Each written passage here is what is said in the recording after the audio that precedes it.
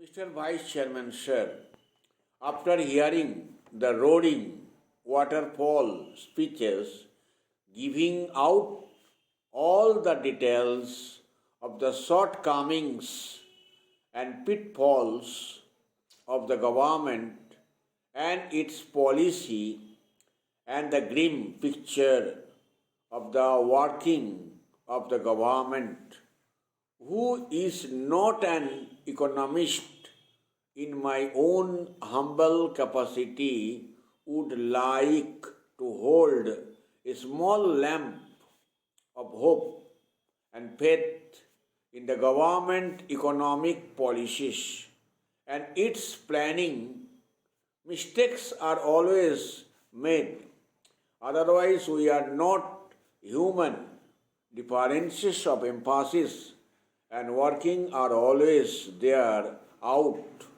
It does not mean that we should summarily opine that everything is wrong. Sir, in framing these budget proposals, the finance minister had a very difficult and very delicate task to perform. The first step that he had to take was to accelerate the economic growth both on the agricultural and the industrial front, and secondly, to maintain some price stability.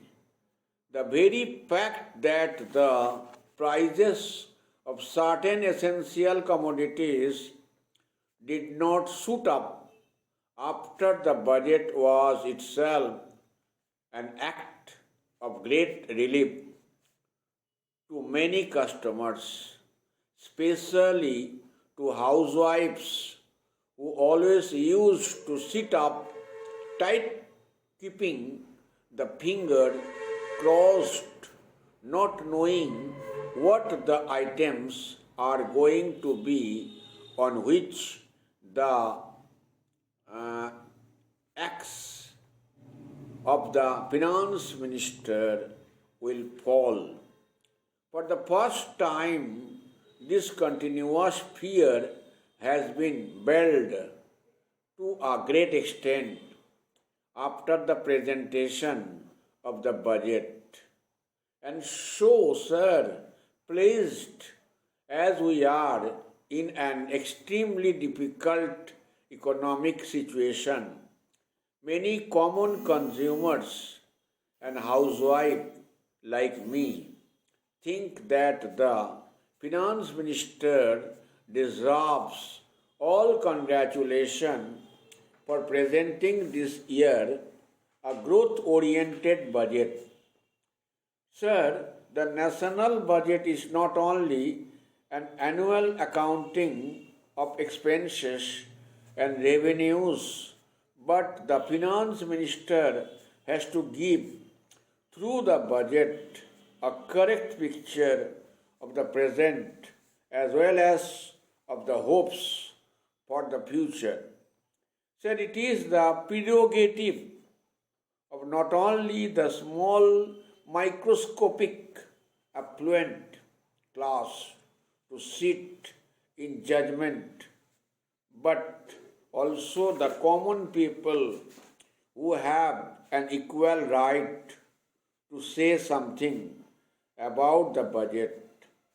Sir, irrespective of any other pressures, especially where it is well known that this is the pre-election year, the budget reflects the underlying main stress or the economic consideration.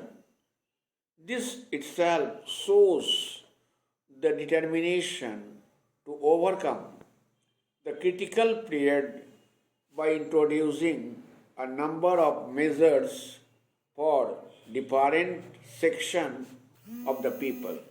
It stresses investment priorities and curtailment of non-essential consumption items.